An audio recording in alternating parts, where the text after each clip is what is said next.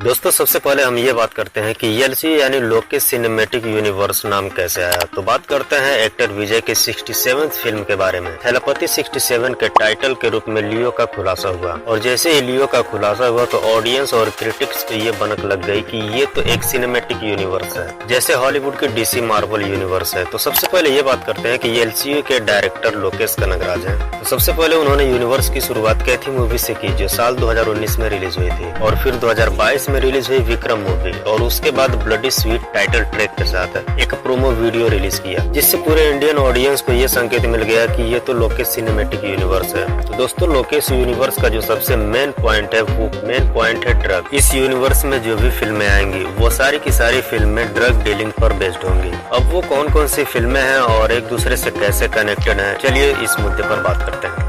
सबसे पहले नंबर पे आती है फिल्म कैथी, जिसमें मेन लीड रोल में होते हैं कार्तिक। उनका इस मूवी में कैरेक्टर नेम है डेली, जो जेल में 3 साल से कैद होते हैं और बेकरी में काम करते हैं। अब बात ये आती है कि वो जेल में कैसे है। हो सकता है कि उनका कनेक्शन कुछ ड्रग डीलिंग से ही हो, इलीगल कामों से हो, जिससे कुछ लफड़ा हुआ। उनकी बीवी होती है, उनका मर्डर हो जाता है, उनकी एक बच्ची होती है और वो उससे मिलना चाहते हैं। दोस्तों इस फिल्म की पूरी कहानी जो होती है वो एक रात पे बेस्ड होती है, लेकिन वही जैसे उनको रिलीज होने की बात की जाती है तो उसके पहले पुलिस वालों के साथ एक बड़ा हादसा हो जाता है, जिसमें हाई डोज कॉन्सेंट्रेशन मिलाकर उन्हें बेहोश कर दिया जाता है कुछ घंटों के लिए। जिसे उसमें एक मेन पुलिस वाला होता है जिसका नाम होता है बेसो है। वो उनको ये कहता है कि तुम इसको ठिकाने तक पहुंचा दो, उसके बाद से तुम अपने बेटी से मिल सकते हो। रास्ते में जैसे ही जाते हैं काफी जबरदस्त एक्शन सीन होते रहते हैं। अब ये सारी घटनाएं होने के बाद वो अपनी बेटी से जाकर मिलता है और बुरे कामों को छोड़कर एक अच्छी खुशहाल जिंदगी जीना चाहता है। तो दोस्तों आपने एक चीज तो जरूर नोटिस किया होगा कि कैथी में बेजो जो पुलिस ऑफिसर का रोल किए हैं वो अपने टीममेट एजेक्स से फोन पर बात करते हैं और वो पूछते हैं अबाउट द रियल घोस्ट।